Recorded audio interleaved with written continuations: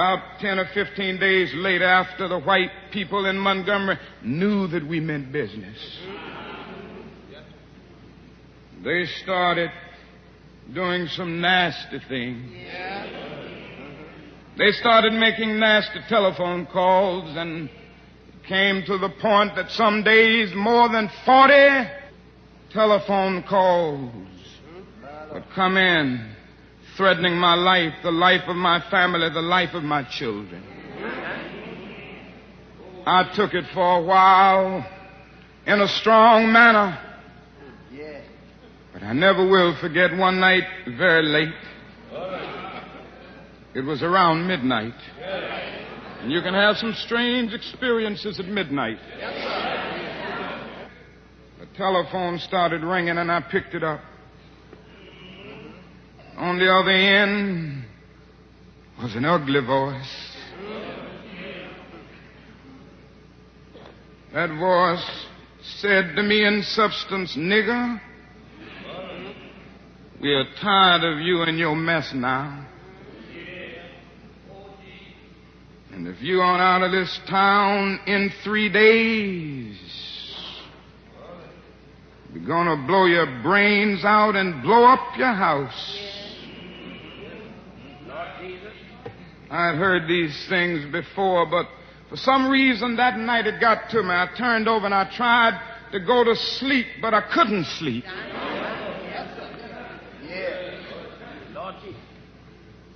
was frustrated, bewildered. Then I got up and went back to the kitchen, and I started warming some coffee, thinking that coffee would give me a little relief. Then I started thinking about many things. I pulled back on the theology and philosophy that I had just studied in the universities, trying to give philosophical and theological reasons for the existence and the reality of sin and evil. But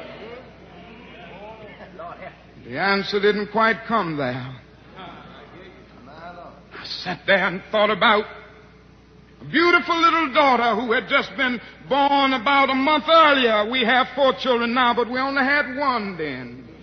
She was the darling of my life. I'd come in night after night and see that little gentle smile. And I sat at that table thinking about that little girl and thinking about the fact that she could be taken away from any minute. And I started thinking about a dedicated, devoted, and loyal wife who was over there asleep. She could be taken from me, I could be taken from her. And I got to the point that I couldn't take it any longer. I was weak. And something said to me, "You can't call on Daddy now. He's up in Atlanta 175 miles away. You can't even call on Mama now. You got to call on that something and that person that your daddy used to tell you about. That power that can make a way out of no way."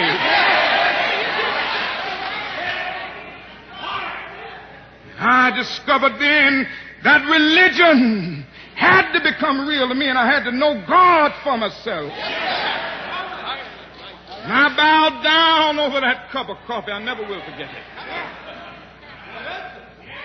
Oh, yes, I prayed a prayer, and I prayed out loud that night.